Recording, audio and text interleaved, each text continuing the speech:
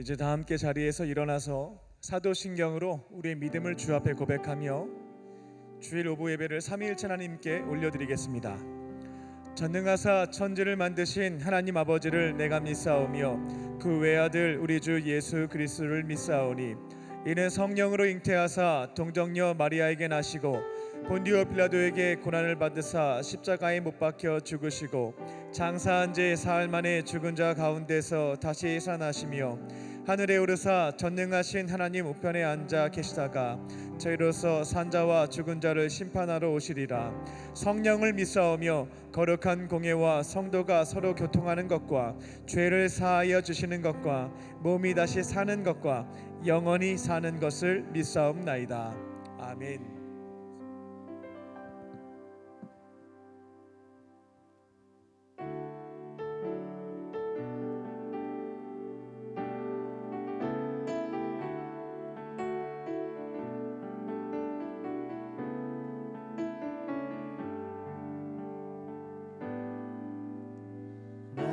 세상의 빛으로 부르신 주님 비추소서.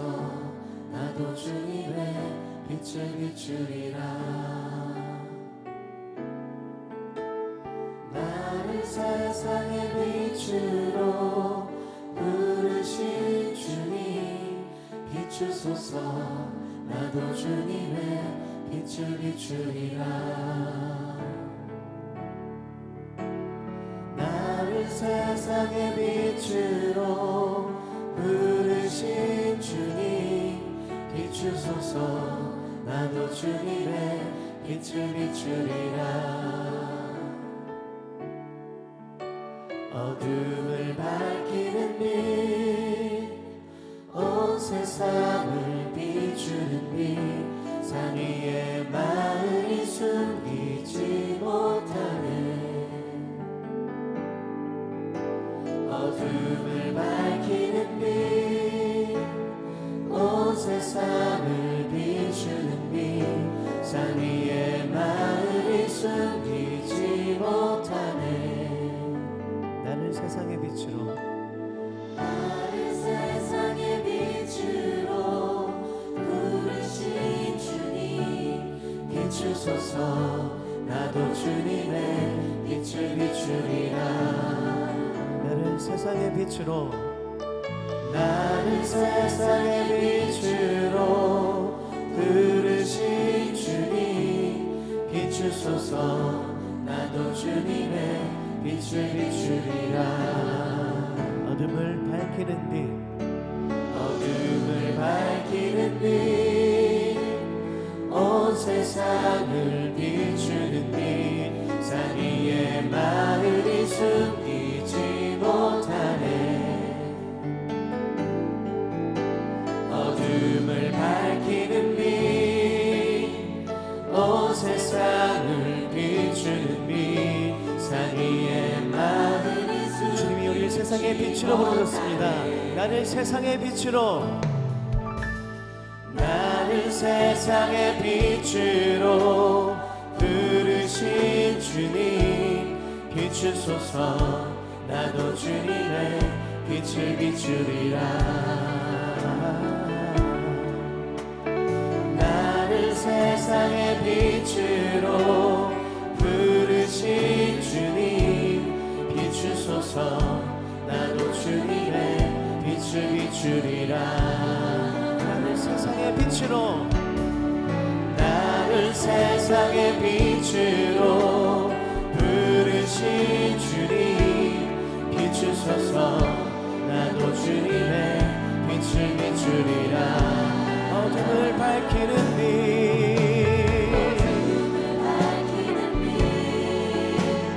온 세상을 비추는 빛, 산 위에 마을이 숨기지 못하네. 어둠을 밝히는 빛,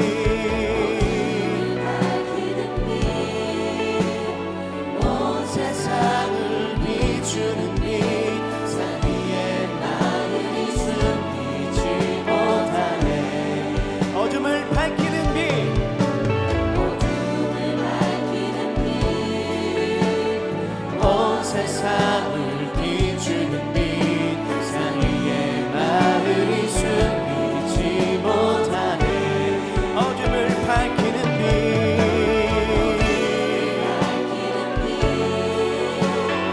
온 세상을 비추는 빛 사리의 마을이 숨기지 못하네 목소리 높여 고백합니다. 나를 세상의 빛으로 세상의 빛으로 부르신 주님 비추소서 나도 주님의 빛을 비추리라 나를 세상의 빛으로 부르신 주님 비추소서 나도 주님의 빛을 비추리라 나를 세상의 빛으로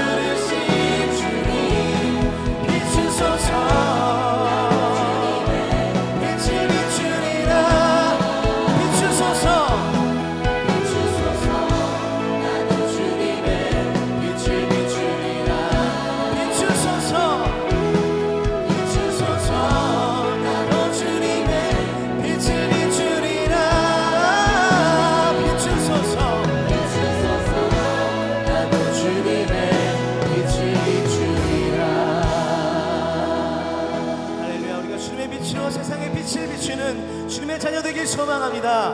할렐루야.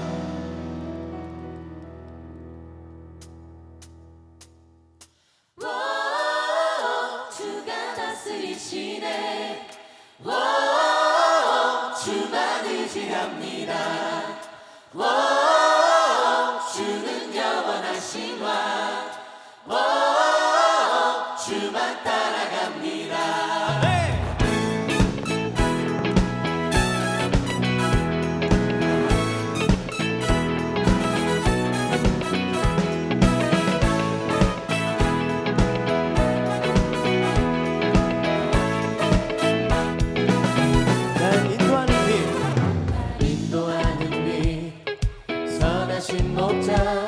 환난 날의 구원 나의 견고한 반석 어둠 바다 위든 내 길의 등불 음침한 골짜기라도 난 두렵지 않네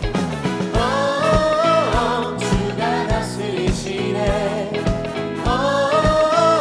주만 의지합니다 주는 영원하신 왕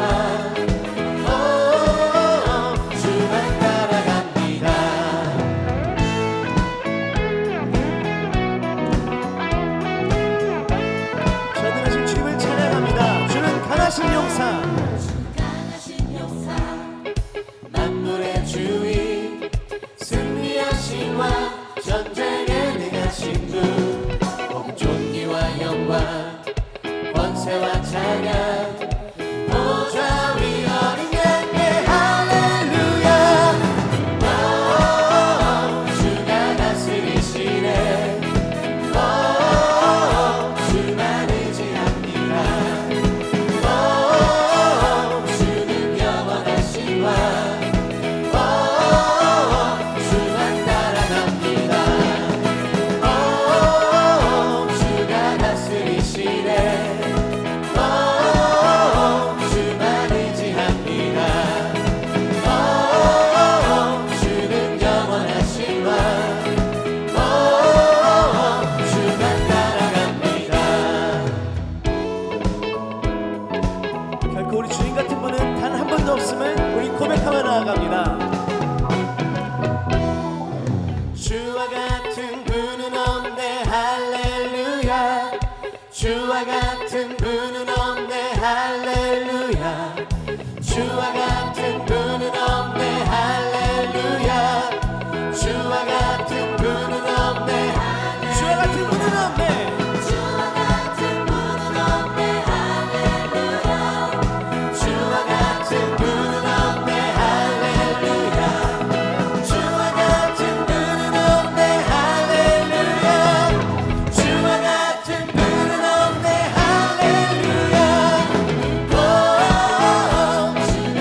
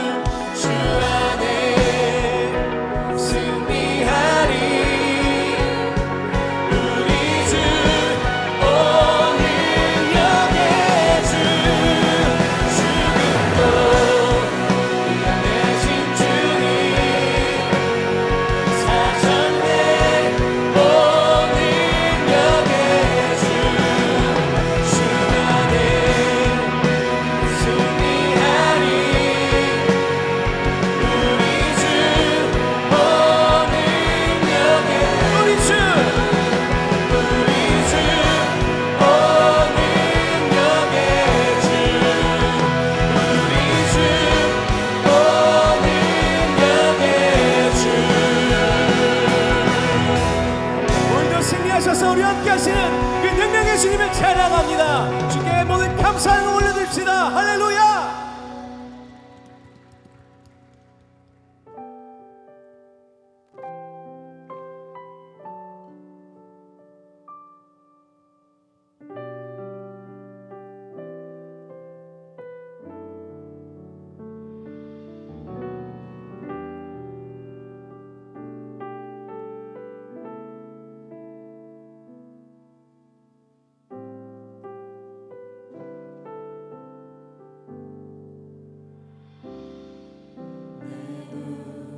주의 영광을 보내 우리 가운데 계신 주님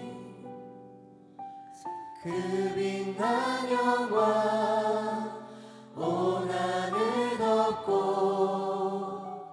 그 찬송 온 땅 가득해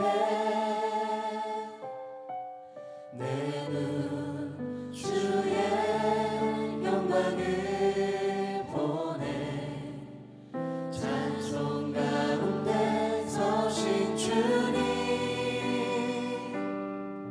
주님의 얼굴을 온 세상 향하네 권능의 발을 드셨네 주의 영광 이곳에 가득해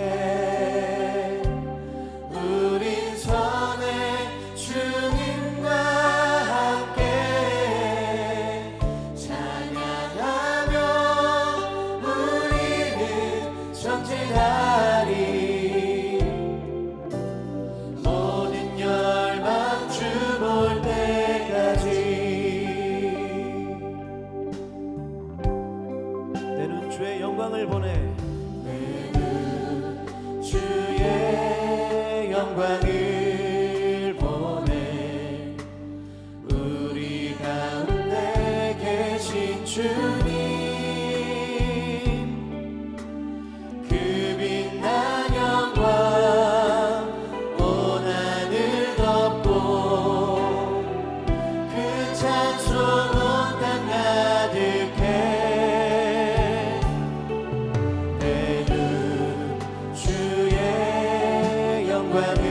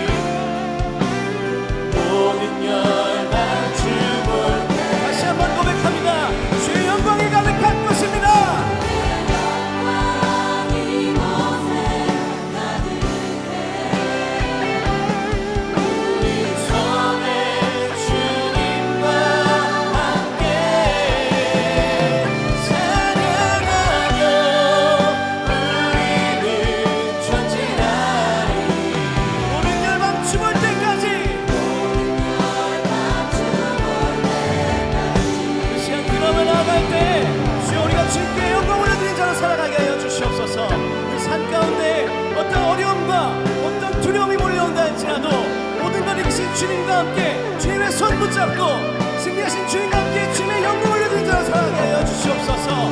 지금 주님의 이름 부르며 기도하며 나아가겠습니다. 주여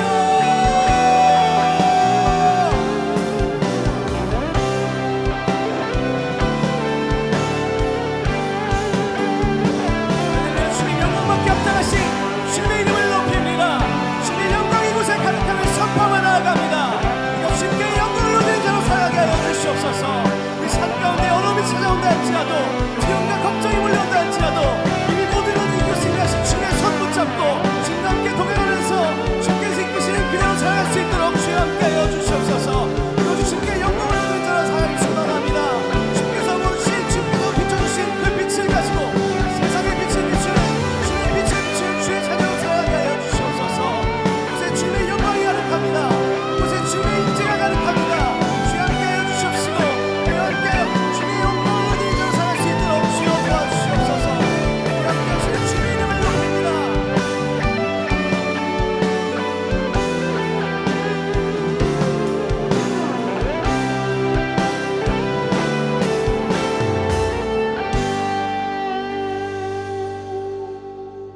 사랑과 은혜가 충만하신 하나님, 아름다운 새날 허락하여 주시고 주님의 사랑 안에서 하나님을 찬양하며 예배 드릴 수 있도록 허락하심에 감사를 드립니다. 예배를 통해 예수님의 십자가의 사랑을 체험하게 하시고 삶의 자리에서 구원의 은혜를 풍성하게 누리며 주님의 사랑을 전하고 나타내는 제자들이 되게 하여 주시옵소서. 용서의 하나님, 한 주간 살면서 지은 모든 죄를 회개합니다. 주님의 말씀과 인도하심에 순종하고 충성하며 맡겨주신 사명을 정성을 다해 감당하겠다 고백하였지만 유혹에 휩쓸리고 시험과 고난에 무너지며 하나님보다 사람을 두려워하고 나의 교만과 욕심을 주님의 무능과 냉담으로 탓한 것을 회개합니다. 자비로우신 하나님, 연약하고 어리석은 우리를 용서하여 주시옵소서.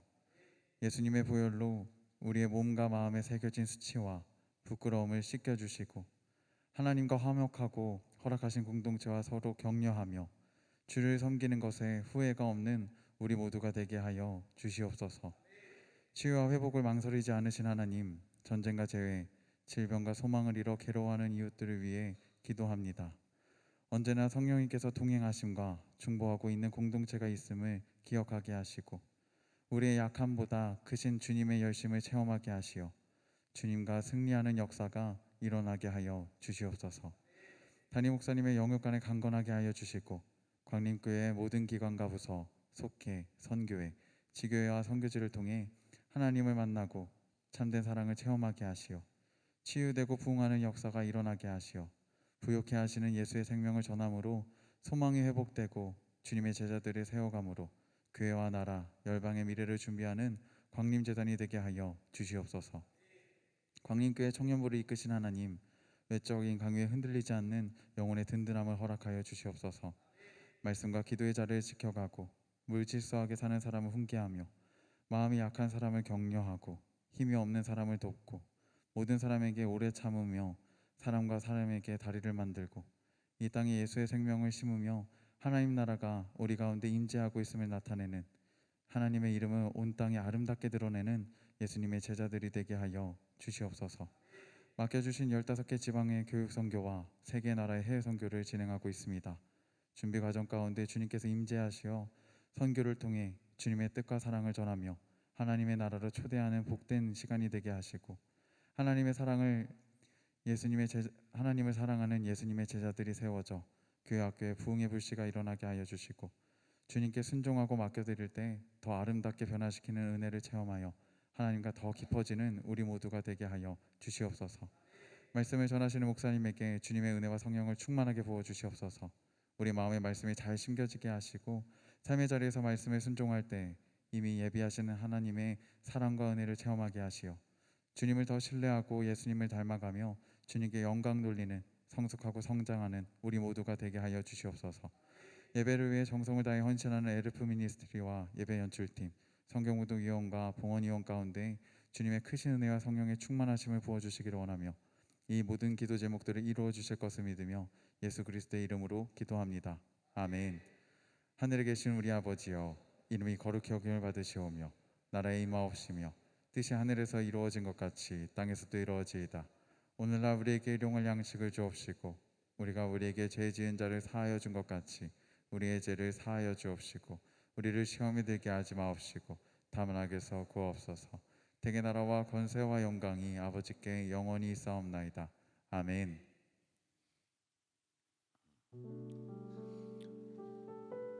오늘 하나님께서 주신 말씀은 요한복음 4장 5절에서 19절까지 말씀입니다. 사마리아에 있는 수가라 하는 동네에 이르시니 야곱이 그 아들 요셉에게 준 땅이 가깝고 거기 또 야곱의 우물이 있더라. 예수께서 길 가시다가 피곤하여 우물 곁에 그대로 앉으시니 때가 6시쯤 되었더라. 사마리아 여자 한 사람이 물을 기르러 왔음에 예수께서 물을 좀 달라 하시니 이는 제자들이 먹을 것을 사러 그 동네에 들어갔음이로라. 사마리아 여자가 이르되 당신은 유대인으로서 어찌하여 사마리아 여자인 나에게 물을 달라 하나이까 하니 이는 유대인이 사마리아인과 상종하지 아니함이로라. 예수께서 대답하여 이르시되 내가 만일 하나님의 선물과 또 내게 물을 달라 하는 이가 누구인 줄 알았더라면 내가 그에게 구하였을 것이요 그가 생수를 내게 주었으리라. 여자가 이르되 주여 물 기를 그릇도 없고 이 우물은 깊은데 어디서 당신이 그 생수를 얻겠사옵나이까. 우리 조상 야곱이 이 우물을 우리에게 주셨고 또 여기서 자기와 자기 아들들과 짐승이 다 마셨는데 당신이 야곱보다 더 크니이까. 예수께서 대답하여 이르시되 이 물을 마시는 자마다 다시 목마르려니와 내가 주는 물을 마시는 자는 영원히 목마르지 아니하리니 내가 주는 물은 그 속에서 영생하도록 솟아나는 샘물이 되리라. 여자가 이르되 주여 그런 물을 내게 주사 목마르지도 않고 또 여기 물을 기르러 오지도 않게 하옵소서. 이르시되 가서 내 남편을 불러오라. 여자가 대답하여 이르되 나는 남편이 없나이다. 예수께서 이르시되 내가 남편이 없다 하는 말이 옳도다. 너에게 남편 5이 있었고 지금 있는 자도 내 남편이 아니니 내 말이 참되도다. 여자가 이르되 주여 내가 보니 선지자로소이다. 아멘.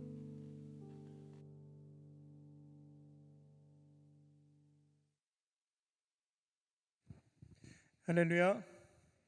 하나님께서는 오늘 우리에게 새날을 주셨습니다. 믿으십니까? 하나님께서 주신 새날 감사하는 마음을 회복하시고 주어진 삶의 자리에서 예수님과 함께 승리하는 삶을 살아가는 저와 여러분 되시기를 주님의 이름으로 축원합니다. 과거의 통계이긴 합니다만 지금도 유효한 부분이 있기 때문에 좀 말씀을 드리겠습니다. 1985년에 미국에서 이와 같은 조사를 했다고 합니다. 마음을 터놓고 이야기할 수 있는 사람이 몇 명이나 됩니까? 라는 질문이었습니다. 1985년에는 가장 많이 나온 답변이 3명이었다고 합니다. 3명 정도였습니다. 2004년에 동일한 질문을 진행했는데 그때에는 가장 많은 답변으로 나온 것이 0명이었다라고 합니다. 미국인의 약 4분의 1이 마음을 터놓고 이야기할 수 있는 사람이 0명밖에 되지 않는다. 이게 2004년이거든요. 지금 2023년이 되었으니까요 4분의 1에서 약 4분의 2 정도 증가하지 않았을까 싶습니다.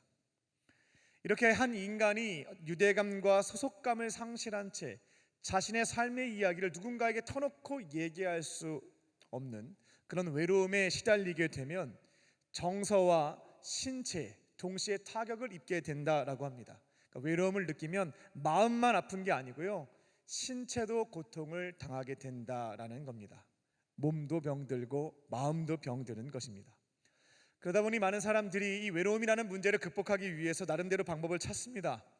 나랑 동일한 취미를 가지고 있는 사람들과의 모임을 통해서 외로움을 달래고자 하죠. 동호회에 많이 가입을 하는 겁니다.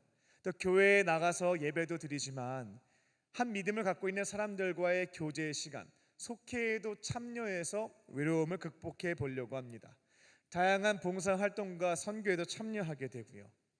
나의 도무지 해결되지 않는 이 외로움을 해소하기 위해서 연애도 하고 결혼도 하고 자식도 낳습니다. 근데 참 이상하죠. 할 수 있는 것들은 내가 다 해보는데 내 안에 남아있는 빈 공간, 이 외로움이라고 하는 것이 완벽하게 해소가 되지가 않는 겁니다.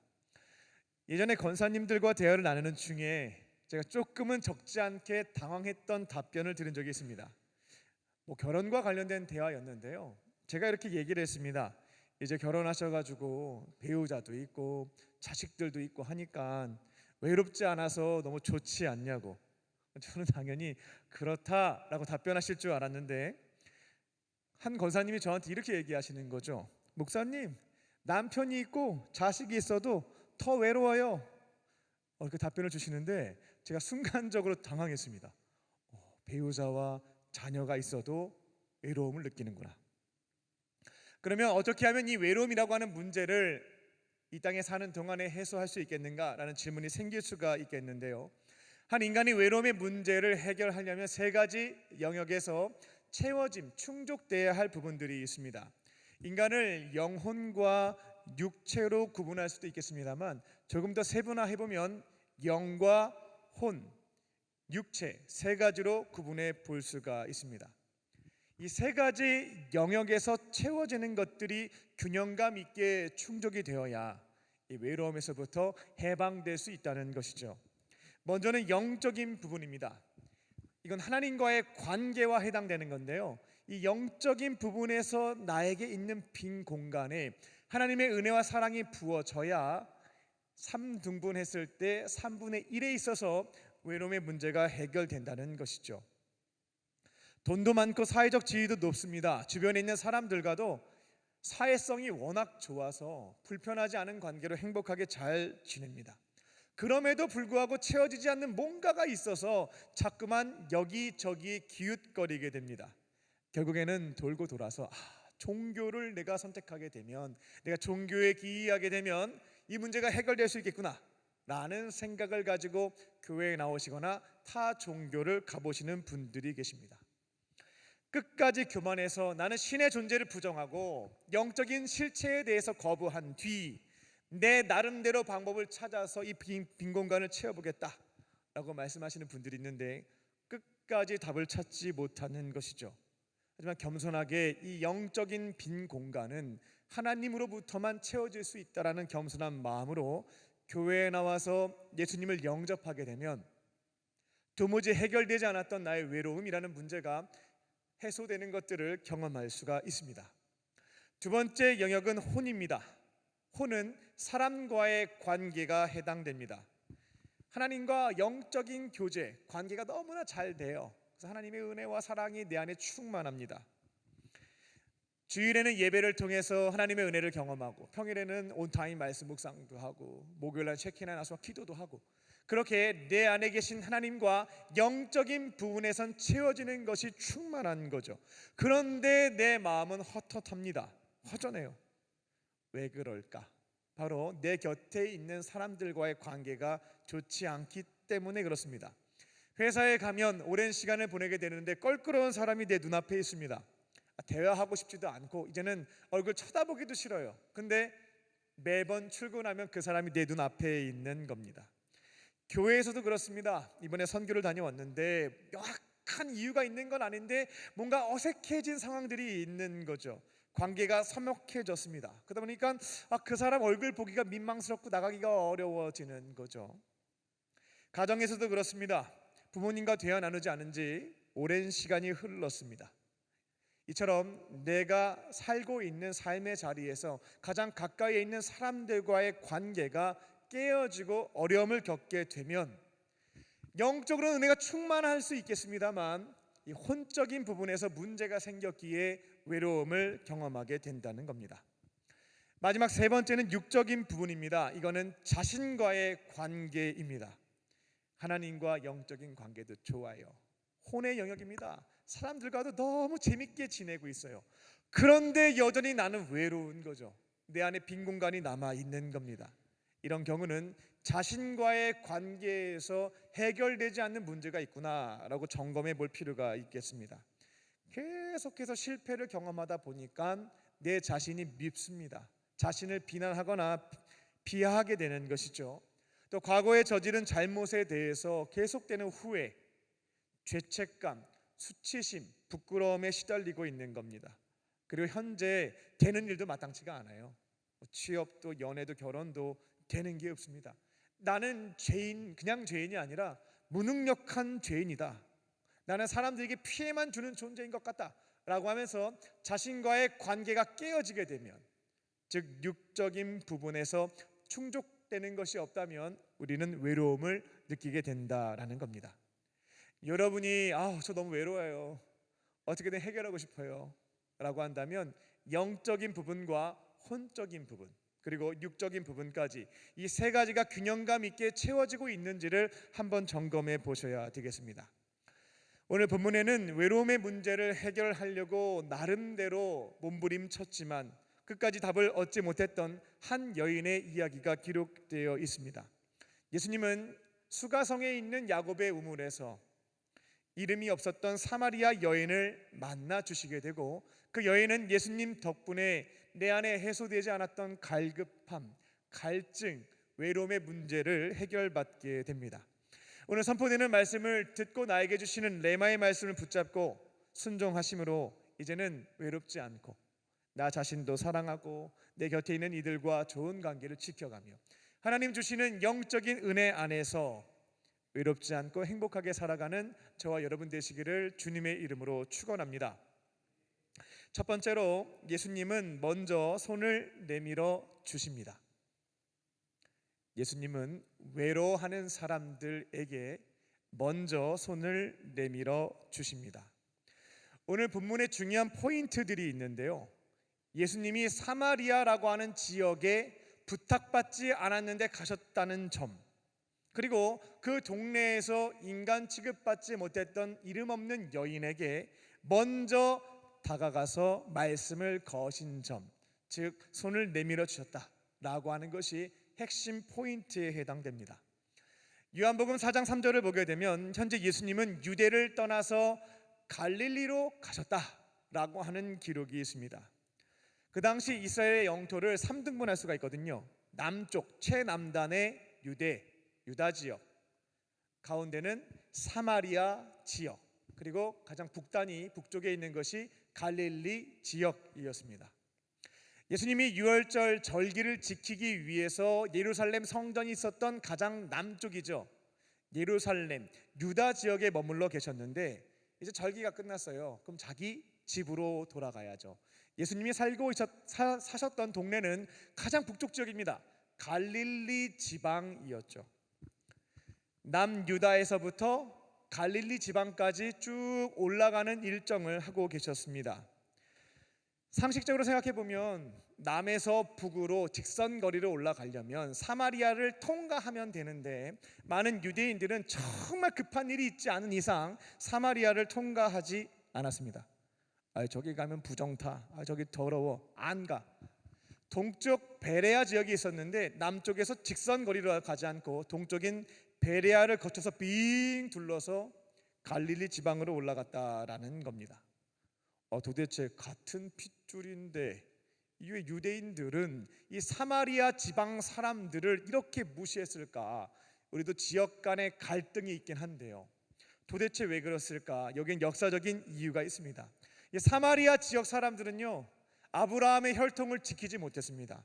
과거에 아수르의 공격을 받게 될 때 이들이 종교도 섞어버리고 피도 섞어버려요. 그래서 혼혈인이 되어버렸습니다. 종교도 혼합 종교로 변질되고 말았던 거죠. 근데 남쪽에 있었던 이 유대인들은 순수 혈통을 나름 지켰어요.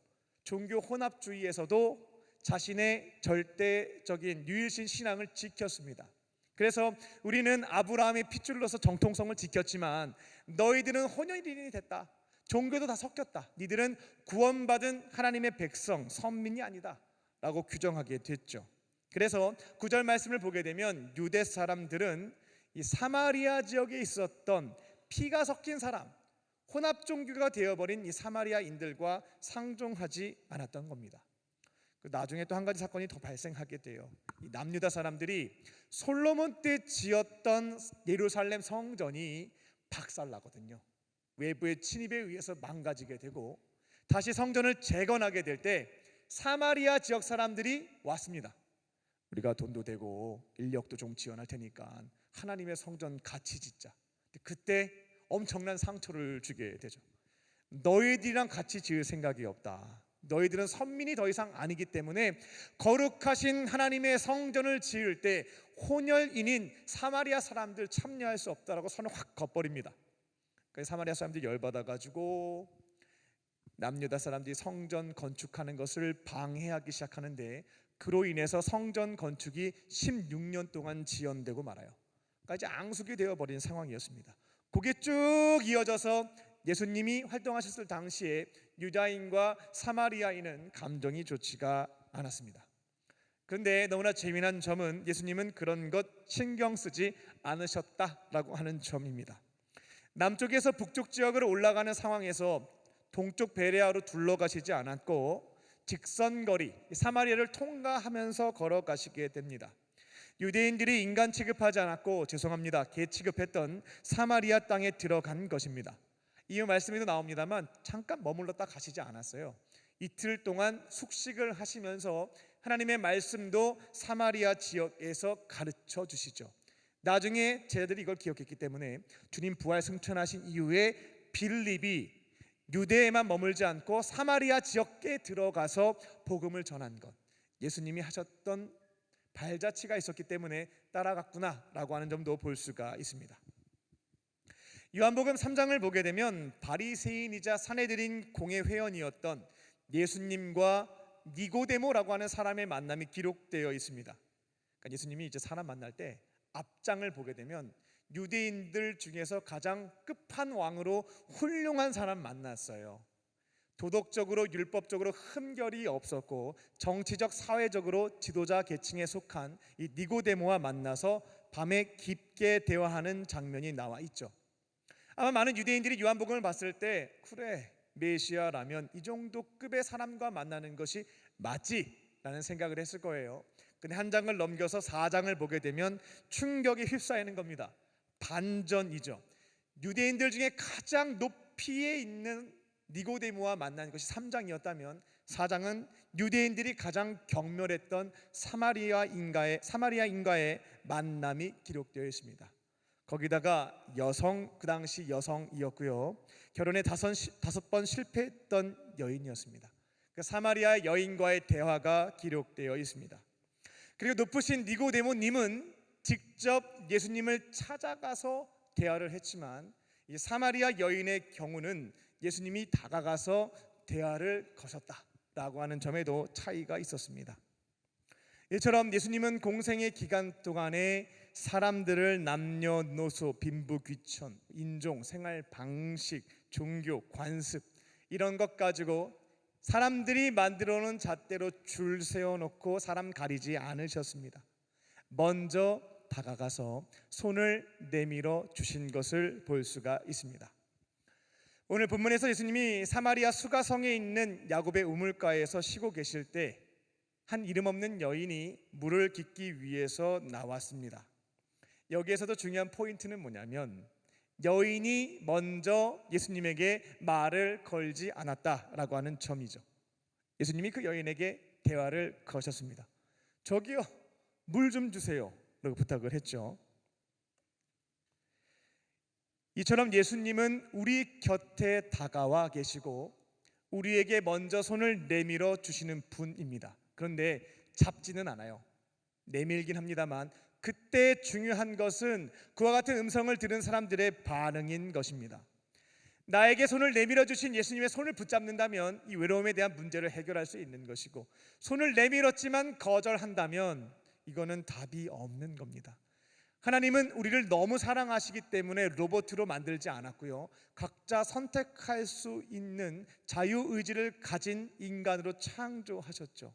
이유는 뭐냐면 사랑에서 자유의지를 준 겁니다. 스스로 선택하고 결정하며 살아갈 수 있도록. 오늘 말씀에서 예수님은 사마리아 여인에게 손을 내밀게 되는데 다행히도 그 여인은 거절하지 않고 그 손을 딱 붙잡게 됩니다. 요한복음 4장을 보게 되면 이 사마리아 여인이 예수님에 대한 신앙 고백이 조금씩 변하는 것들을 볼 수가 있어요. 우리가 예수님을 만나서 이 외로움에 대한 문제를 해결받고자 한다면 중요한 지점이 있는데 그건 바로 예수님을 어떻게 이해하고 믿느냐에 대한 부분입니다. 예수님 어떻게 생각하냐라는 부분이죠. 오늘 말씀을 보게 되면, 구절을 보게 되면 사마리아 여인은 예수님에 대해서 유대인 남자로 생각합니다. 되게 그냥 신기한 사람이다. 한 30대 한 초반쯤 되어 보이는데, 야, 웬일로 사마리아 땅에 들어와서 나한테 말을 거냐? 라는 생각을 한 유대인 남자로 보았죠. 그러다가 대화를 나눠 보니까 자기가 말도 안 했는데 결혼 5번 한 거 맞춰버리시거든요. 그때 예수님에 대한 이해가 바뀌게 되죠. 19절을 보게 되면 예수님을 하나님께서 택하신 선지자라고 고백하는 것을 볼 수가 있습니다. 그리고 이후에 예수님에게 다양한 말씀, 가르침을 받게 되거든요. 예배의 장소보다는 예배자의 자세가 중요하다라는 교훈을 얻게 되는데, 29절을 보게 되면 이후에 예수님을 그리스도, 구원자로 이해하고 고백하는 것을 보게 됩니다. 이 부분이 중요합니다. 결국 우리가 외로움에 대한 문제를 해결하려면 영적으로, 혼적으로, 육적으로 이 문제를 유일하게 해결해 주실 수 있는 분은 예수님밖에 없습니다. 너무나 다행인 것은 우리가 예수님을 만나기 위해서 산 넘고 강 건너서 큰 고행을 할 필요는 없다라고 하는 점입니다. 부활하신 예수님은 지금 여러분의 마음의 문 밖에 서서 기다리고 계시고요, 찾아올 때까지 기다리는 것이 아니고요, 특별히 낮은 곳에 있는 사람들의 경우 찾아가시는 것을 볼 수가 있다라는 겁니다. 사람 가리시지도 않고요, 사람과 환경과 기도와 말씀을 통해서 우리의 외로움을 고쳐주시고자 지금도 여전히 음성을 들려주시는 분이라는 것입니다. 이제 남은 것은 저와 여러분의 결단입니다. 그 손을 잡을 것이냐 말 것이냐. 지금 나에게 찾아오셔서 말씀하시는 예수님을, 그 손길을 내가 딱 붙잡고 갈 것이냐 아니면 외면할 것인가, 그 점이 남아 있는 것입니다. 단 예수님을 유대인 남자, 선지자, 사상가, 종교의 창시자라는 이해를 가지고 만남을 갖게 되면 나의 외로움을 해결해 주시는 구원자 예수님의 은총을 경험할 수가 없습니다. 나의 모든 문제를 풀어주실 수 있는 구원자 예수님으로 믿고 그분을 만날 때 예수님 덕분에 외로움의 문제가 해결되는 은총을 경험하게 될 줄로 믿습니다. 두 번째로 예수님은 외로움을 치료해 주십니다. 예수님은 그 손을 잡은 사람들에게 이 외로움의 문제를 해결해 주십니다. 수가 지역의 수가성에 있는 야곱의 우물에서 예수님과 이 여인이 만나게 되었죠. 그런데 그 시점이 기록되어 있습니다. 여인이 우물가에 나타났던 것은 낮 12시로 추정해 볼 수 있겠습니다. 낮 12시, 오후 6시 두 가지 해석이 있습니다만 저는 낮 12시 해석에 조금 더 신뢰를 합니다. 낮 12시라고 하면 가장 무덥고 가장 뜨거울 때인데요, 사마리아 지역에서 낮 12시에는 지금도 되게 덥잖아요. 40도가 넘었다라고 해요. 폭염과 살인적인 더위가 있었기 때문에 낮 12시가 되면 일을 안 했답니다. 집에 있었고요, 길가에는 사람이 없었다라고 해요. 당시 여인들이 문을 많이 우물가에서 길러갔는데 대부분 해가 뜨기 전 혹은 해질 무렵에 물을 길렀다라고 합니다. 근데 낮 12시에 40도가 넘는데 이거 길르다가 쓰러질 수도 있는데, 여인은 사람들이 길가에 나오지 않는 상황에서 홀로 우물가에 가서 물을 깃고자 했습니다.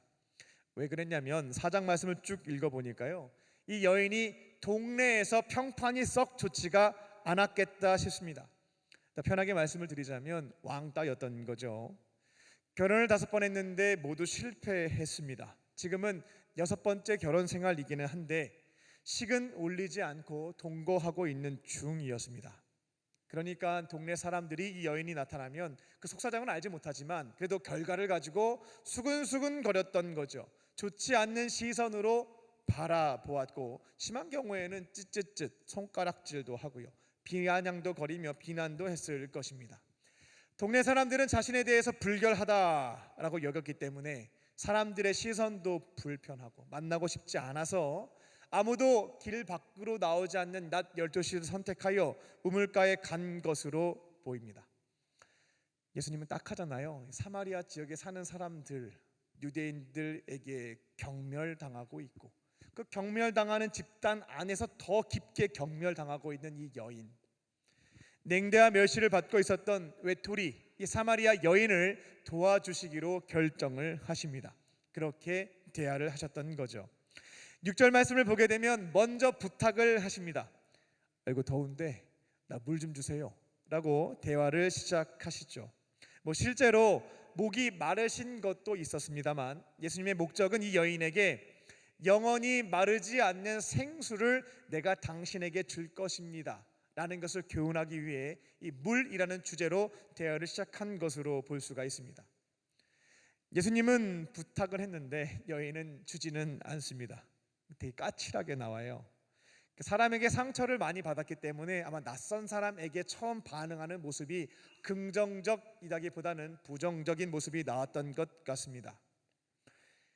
특별히 유대인들은 사마리아 사람들에 대해서 혐오하는 감정을 가지고 있었고 그 사람이 나한테 부탁을 하니까 일단은 까칠하게 반응했던 겁니다.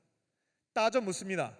당신은 유대 사람인데 왜 사마리아에 왔으며 당신은 남자인데 왜 여성인 나에게 물을 달라고 부탁을 하느냐라고 따져 묻게 됩니다. 저였으면은 안 마셨을 거예요. 주지 말라고, 괜찮다고.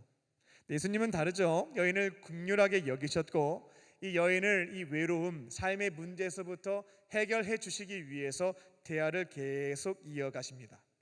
일단 자기를 소개하십니다. 10절을 보게 되면 당신이 지금 내가 누군지 몰라서 이게 까칠하게 나오는데 나는 하나님의 선물을 당신한테 줄 수가 있고 이 야곱의 우물에서 나오는 물보다 더 좋은 물을 당신에게 전달해 줄 수 있소이다 라고 소개를 하시게 됩니다.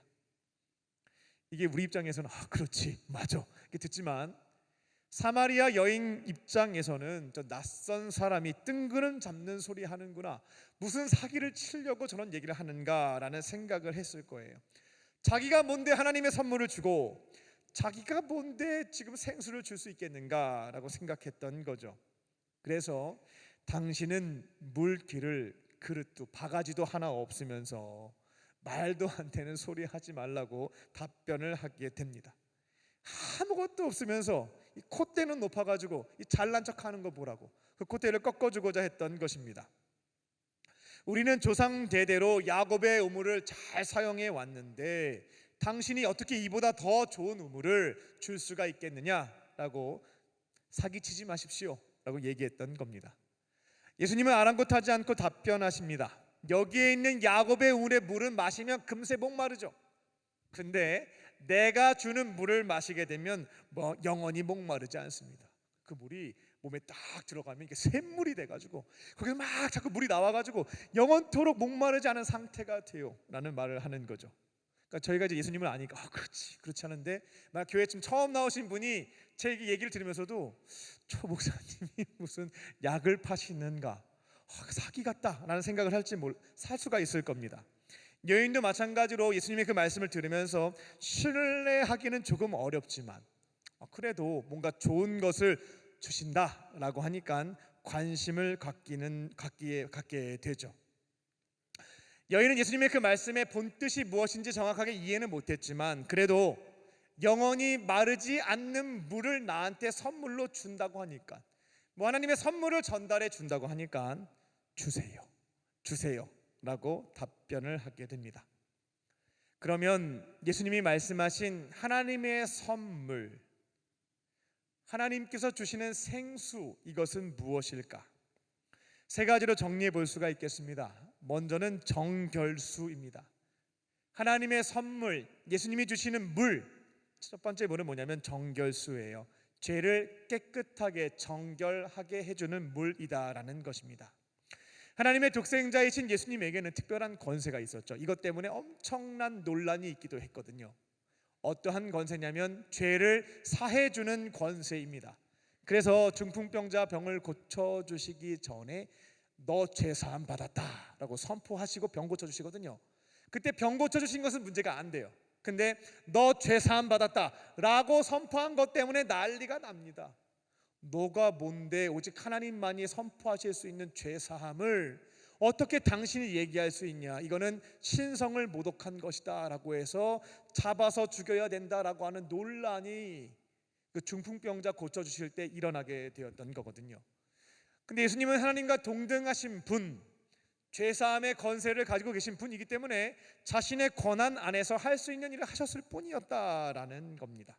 사람들이 이걸 모르고 난리를 쳤던 것이죠. 그래서 우리가 예수님을 영접하게 되면 예수님만이 주실 수 있는 하나님의 선물, 정결수, 나의 죄를 깨끗하게 씻을 수 있는 이 물을 받을 수가 있다라는 겁니다. 두 번째 선물은 성령수예요. 14절 하반절을 보게 되면 그 물을 마시게 되면 그 물이 내 안에서 샘물이 된대요. 그 샘물이 고여서 썩지 않고 계속 솟아나는 샘물이 된다라고 합니다. 그럼 이 샘물은 무엇일까? 바로 성령을 상징합니다. 예수님이 부활 승천하신 이후에 제자에게 약속하셨던 하나님의 영, 성령입니다. 그래서 우리가 예수님의 손을 딱 붙잡게 되면 주님이 두시는 두 번째 물, 이건 바로 성령수입니다. 성령이 내 안에 딱 들어오셔서 샘물이 되어 주시죠. 그리고 계속해서 샘솟는 물을 통해 하나님의 은혜와 사랑과 용서와 자비를 주심으로 우리가 목마르지 않도록, 외롭지 않도록 해주신다라는 겁니다. 세 번째 선물은 영생수입니다. 영원히 살게 해주는 물입니다. 우리가 예수님을 영접하게 되면 우리에게 주시는 아주 특별한 선물에 해당됩니다.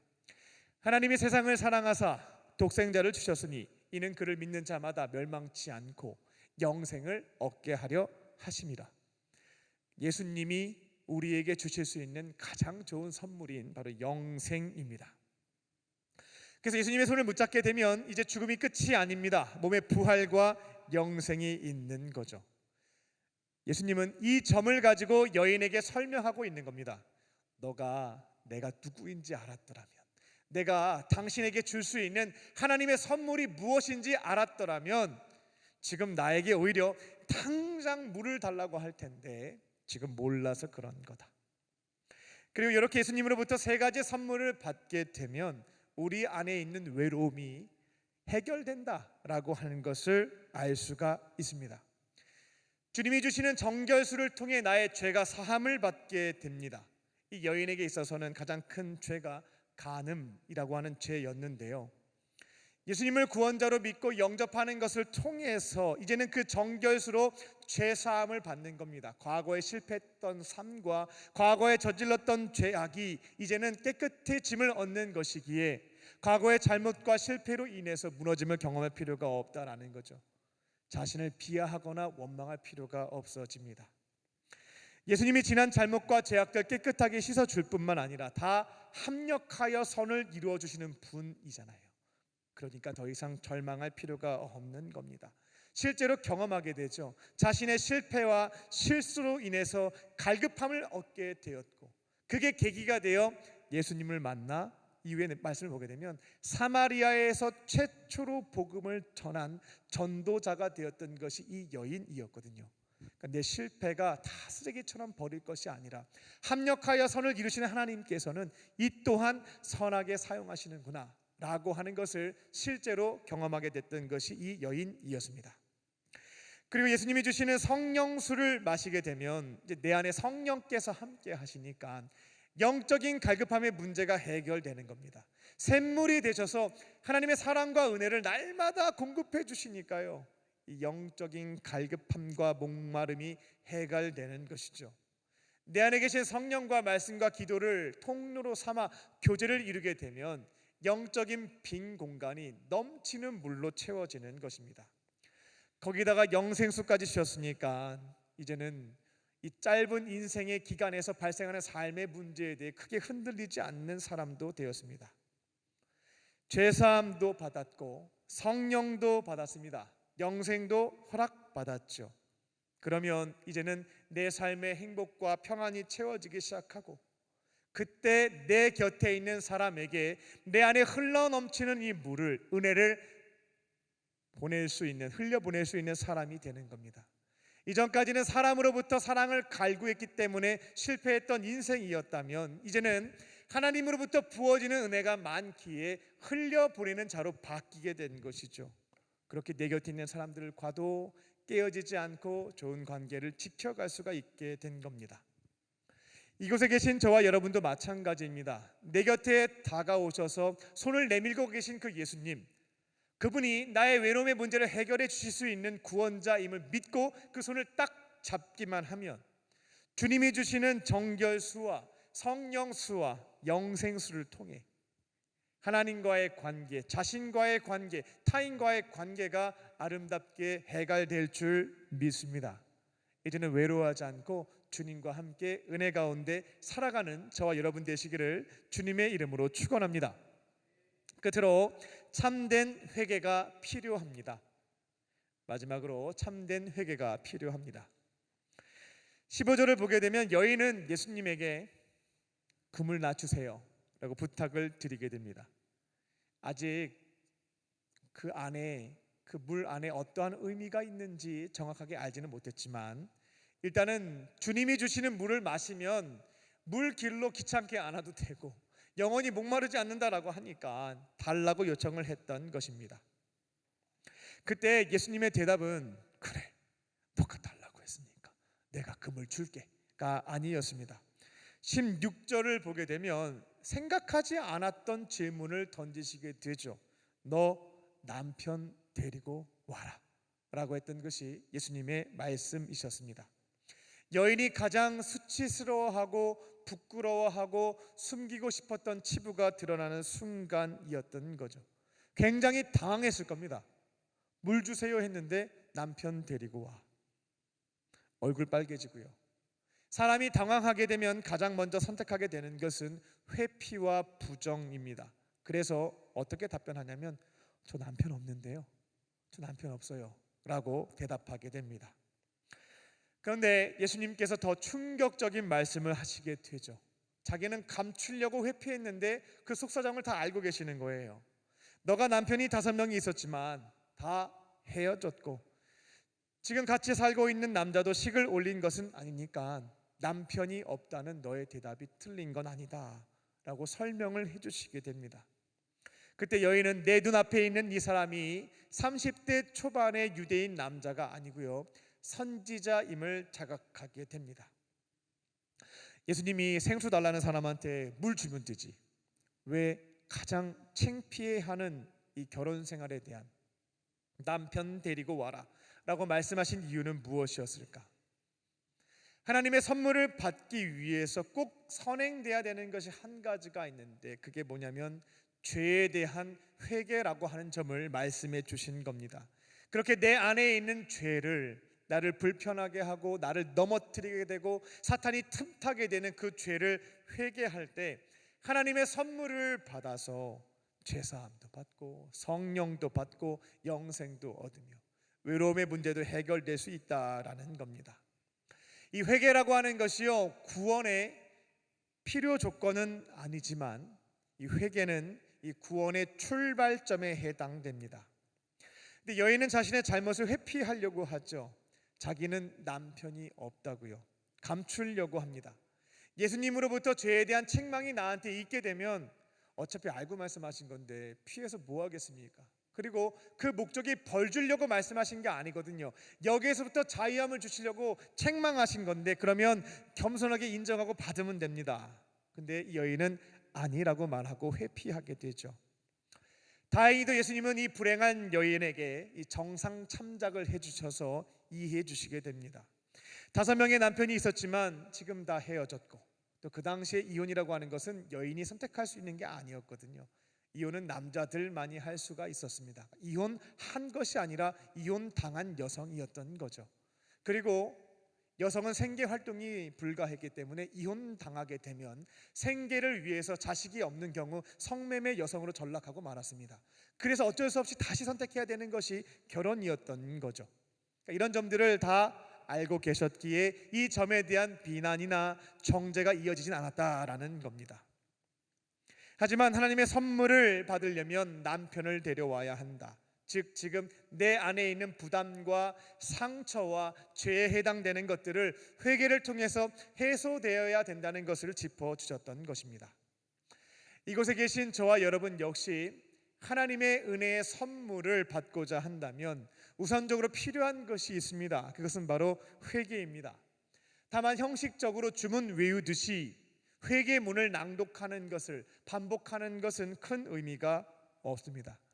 회개기도 합시다라고 하면 내가 똑같이 표현하는, 클리셰처럼 표현하는 회개기도 내용과 제목들이 있을 거예요. 그게 계속 반복되게 되면 어떠한 문제가 발생되냐면, 나는 죄를 회개했고 죄사함을 받았고 나는 변화되었다라고 하는 자기 착각에 빠지기 시작합니다. 자신을 속이게 되는 거죠. 왜? 나는 회개기도 했으니까 다 해결됐어, 난 괜찮아. 그런데 스스로 알게 됩니다. 내가 진짜 죄사함을 받았을까? 난 용서받은 게 맞을까? 하나님의 선물을 받을 수 있을까? 그리고 왜 내 삶은 개선이 되지 않는 것일까? 오늘 예수님이 그 여인의 죄에 대해서 정확하게 짚어주신 것을 볼 수가 있습니다. 내 남편 데려오라고. 그런 것처럼 기도의 자리에서 하나님께 내가 회개해야 될 죄가 무엇인지 묻게 되면 정확하게 짚어주십니다. 바로 그 점이 우리가 회개해야 될 제목에 해당되는 거죠.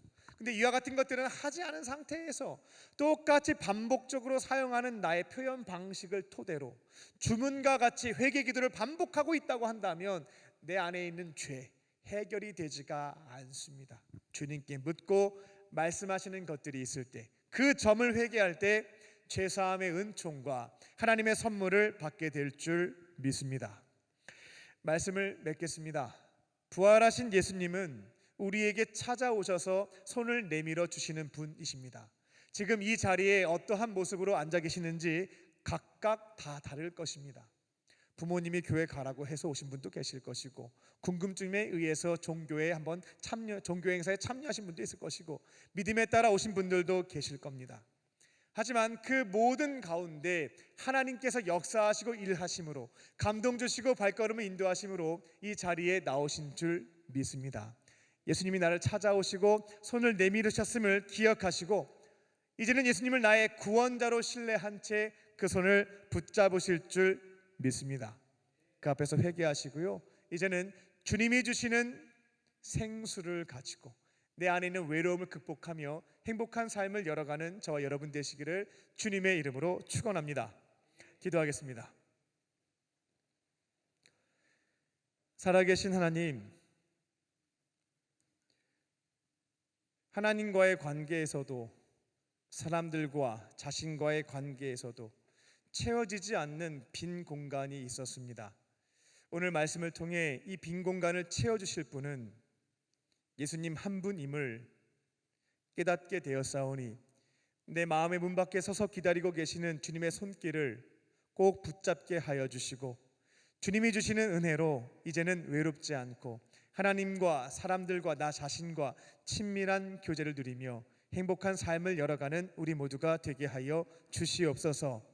주님께서 책망하시는 죄가 있을 때면 외면하지 않게 하시고 겸손하게 인정하고 주 앞에 죄를 자백할 때에 살아계신 주님께서 용서해 주심으로 이제는 죄로 무너지지 않고 내 안에 계신 주님과 교제하며 승리하는 삶, 외롭지 않고 은혜 가운데 살아가는 삶을 열어가게 하여 주시옵소서.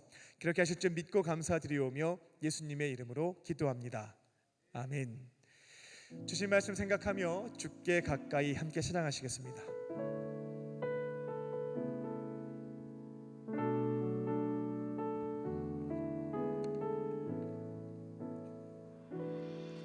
주께 가까이 날 이끄소서.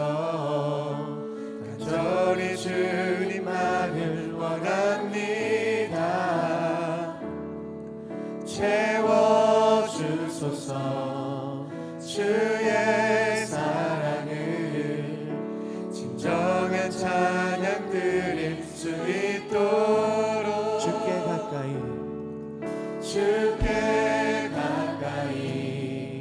날 이끄소서. 간절히 주님만을 원합니다. 채워주소서. 주의 사랑을 진정한 찬양 드릴 수 있도록 목마른 나의 영혼 주를 부르니 나의 맘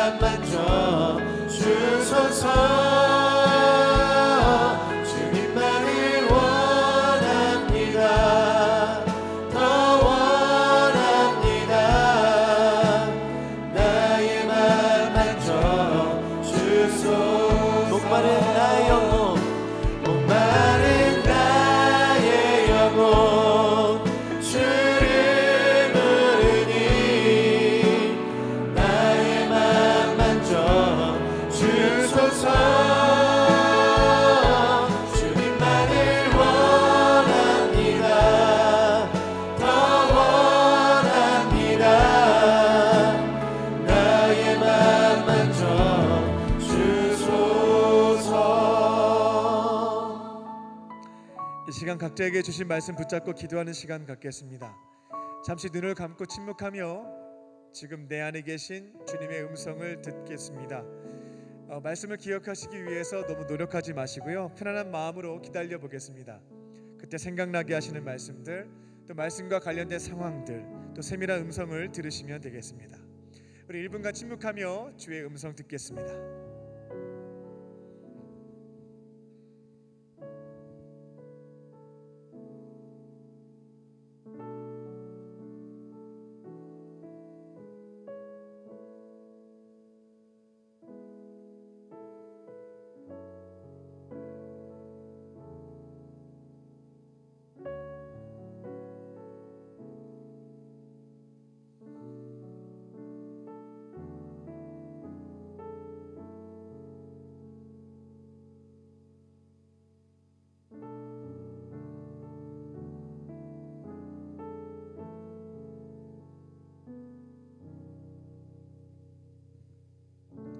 나에게 주신 말씀 붙잡고 기도하는 시간 갖도록 하겠습니다. 성령께서 주신 말씀이 있으면 붙잡고 기도하시고요, 아직 주의 음성 듣기 어렵습니다 하시는 분들은 주신 말씀 중에 도전이 된 말씀들 붙잡고 결단의 기도 드리시면 되겠습니다. 그리고 계속해서 이어지는 국내 교육 선교와 또 몽골 해외 선교, 또 성령한국 청년대회 위해서 다 함께 우리 주여 한번 부르시고 통성으로 합심하여 주 앞에 기도하겠습니다. 주여,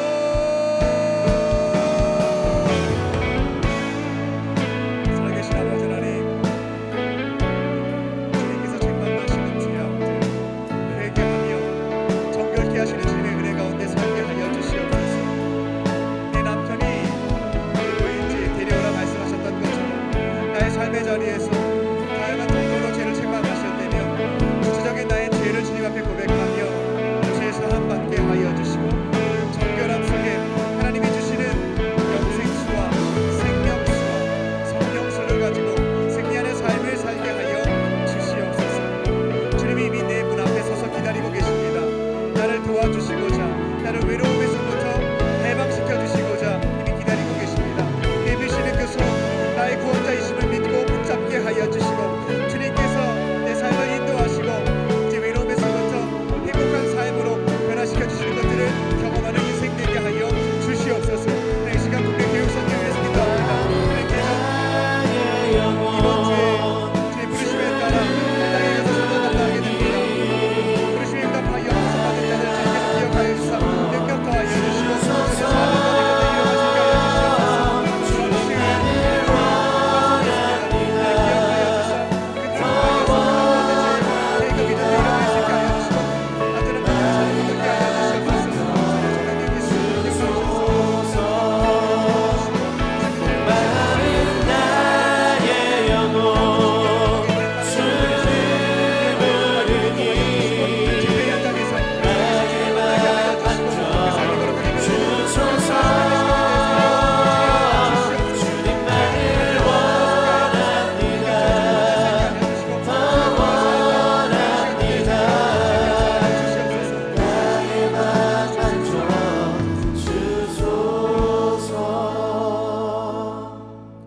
사랑과 은혜가 충만하신 아버지 하나님, 나의 외로움을 해결하고자 헛된 것에 기웃거리며 나의 시간과 재정과 체력까지 낭비했던 지난 삶의 모습이 있습니다. 사마리아 여인처럼 내 곁에 찾아오신 예수님, 그분의 손길을 나의 구원자이심을 믿고 붙잡게 하여 주시고, 이제는 주님과 함께 걸어가며 외롭지 않고 주님과 믿음의 사람들과 나 자신을 사랑하며 행복한 삶의 여정 될 수 있도록 은혜 베풀어 주시옵소서. 주님께서 때로는 다양한 통로로 나의 죄가 무엇인지 너무나 부끄럽고 수치스러운 모습이라 할지라도 말씀하실 때면 외면하지 않고 회개할 수 있게 하여 주사 정결함을 얻게 하여 주시고, 거룩하신 주님을 내 안에 모시고 은혜 가운데 살아갈 수 있는 우리 모두가 되게 하여 주시옵소서. 저희들 부르심에 따라 국내 교육 선교와 해외 선교, 성령 한국 청년 대회까지 주신 선교의 사명 감당하고 있습니다.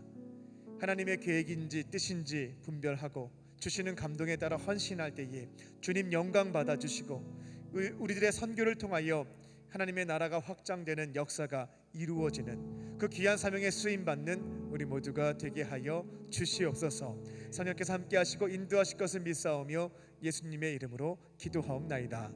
아멘. 우리에게 말씀을 주신 주님께 감사의 박수 올려드리겠습니다.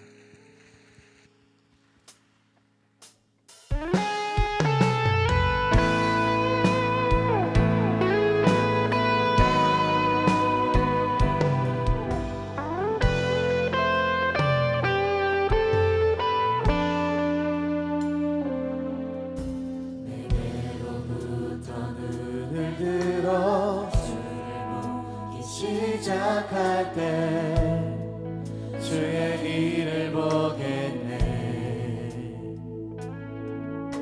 내 작은 마음 돌이키사 하늘에 꿈꾸게 하네. 주님을 볼 때 모든 시선을 주님께 드리고 살아계신 하나님을 느낄 때 내 삶은 주의 역사가 되고 하나님이 일하기 시작하네.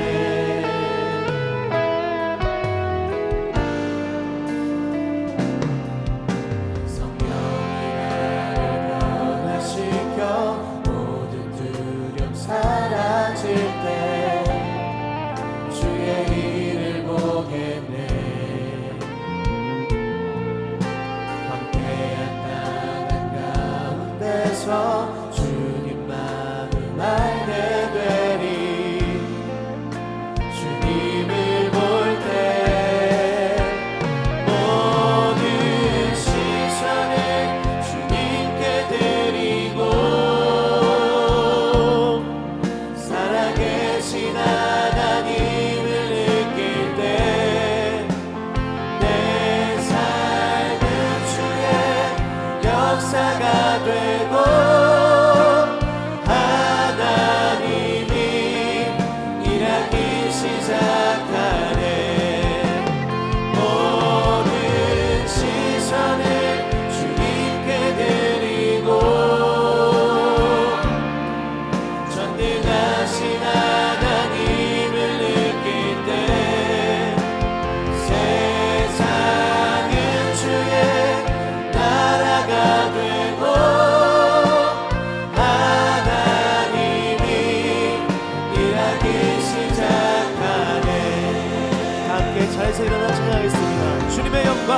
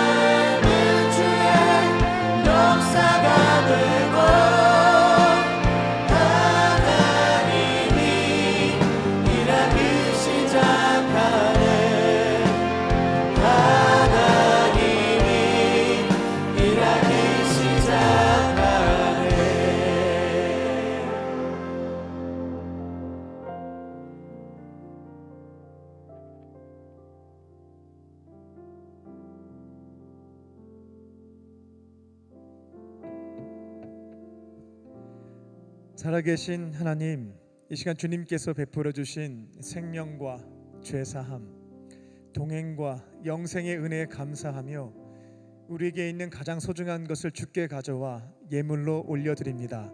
주님 기쁘게 받아주시고 주님의 나라와 그 영광 위하여 사용하여 주시옵소서.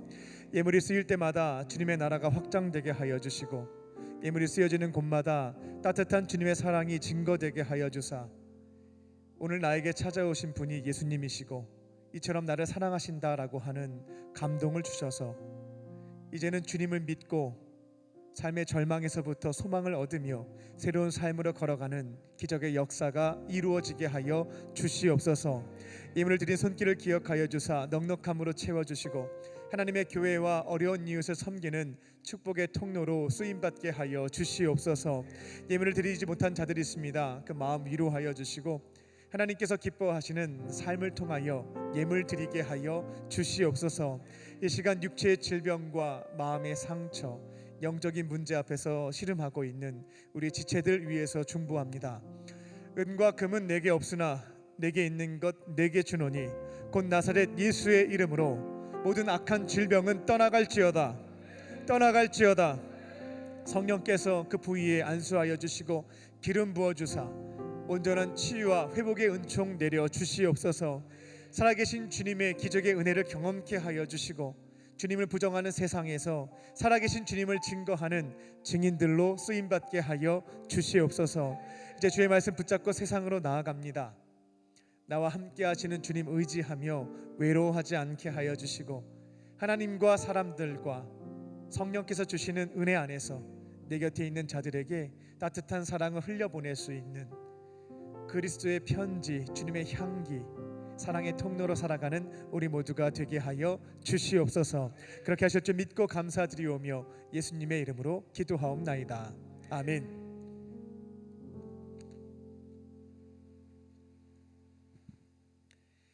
할렐루야.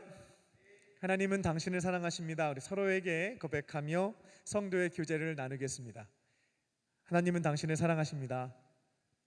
하나님은 당신을 사랑하십니다. 사랑하십니다.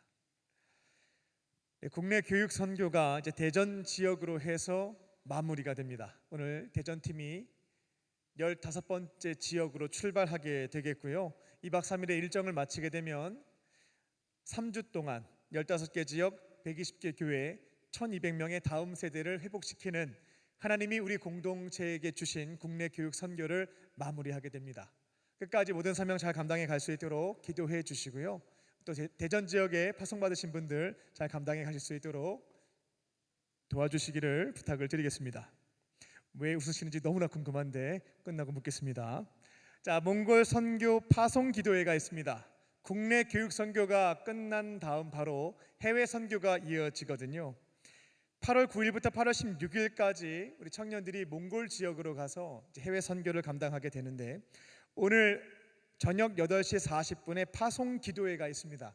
함께 오셔서 파송받는 자들을 위해서 기도해 주시고 오늘로 끝내지 마시고요. 돌아오는 그 순간까지 모세와 아론과 훌이 되어 우리 몽골 지역 팀을 위해서 기도해 주시기 바랍니다.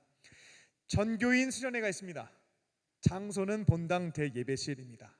13일, 14일, 15일 3일간 진행이 되고요. 새벽 5시와 저녁 7시 반 이렇게 집회가 있습니다. 차량 운행도 합니다. 저희가 열심히 선교했으면 이제 내 안에 하나님의 은혜를 채워야 합니다. 영적인 재충전이 필요하죠. 목사님 수련회 나오면은 조금 더 피곤해서 충전이 안 되는 것 같아요 라는 말씀을 간혹 하시는 분들이 계신데 그런 분들에게 제가 역 질문을 던집니다. 그러면 무엇으로 당신의 영적인 이 부족함을 채우시겠습니까? 그때 정확한 답변을 하실 수 있는 분들은 존중해 드리지만 답변이 없는 분들은 강건하여 수련회에 오실 수 있도록 말씀을 드리도록 하겠습니다. 여러분들도 선교를 잘 감당하셨으면 이제 다시금 영적으로 재충전할 시간입니다.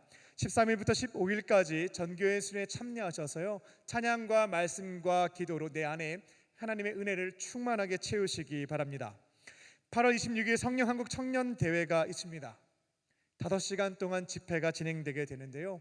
살아계신 예수님과의 인격적인 만남이 아직도 없는 분들 또 주변에 계시면 건면하셔서 이 집회 현장으로 모시고 오시기 바랍니다. 빛이신 예수님과의 만남과 거룩한 삶으로의 변화가 있는 시간입니다. 꼭 기억하시고 기도해 주시고 모두 함께 참여하셔서 살아계신 주님과 함께 살아가는 삶의 기쁨 누리시기 바랍니다.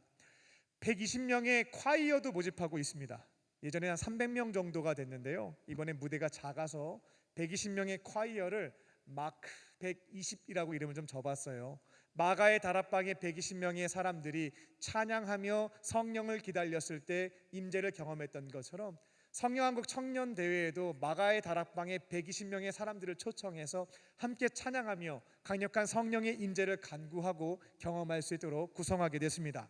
마음에 감동이 있으신 분들은 신청하셔서 집회 자리에서 헌신도 하시고 더 크신 은혜도 경험하시기 바랍니다.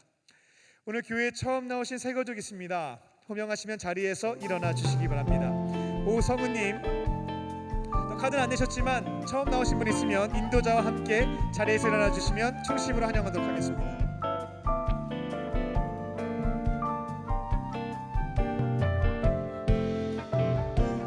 나의 사랑 나의 자녀 너의 하나님 여호와 내 맘에 계시니 너를 구원하셨네. 나의 사랑 나의 자녀 너의 이름 언제나 기억하고 계시니 주의 영광으로 가득 채우리라. 박수 한번 축복하겠습니다. 다 함께 자리에서 일어나셔서 주님께 결단의 찬양 올려드리겠습니다.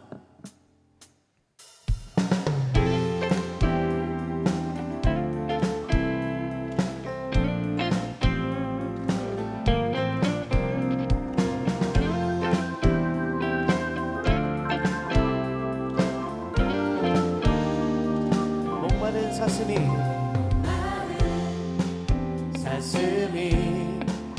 시냇물 찾아 헤매는 내 영혼 주님을 간절히 알기 원하네. 구름이 걷히면 희망의 태양 떠오른 주 사랑 내 삶을 환하게 비춰주시네. 주님의 사랑 날 찾아와 얻은 내는 내 영혼 기뻐 노래하네. 주볼 때 안전한 곳에 사슴처럼 기게 하네. 무엇을 하든 어딜 가든 주 사랑 나를 인도하네.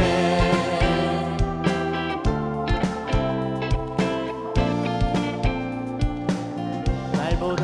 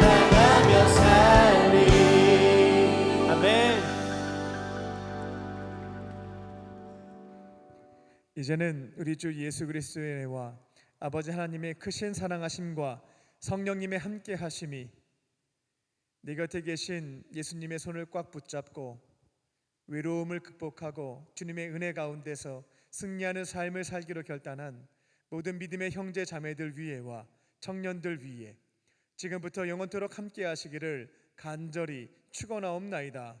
아멘.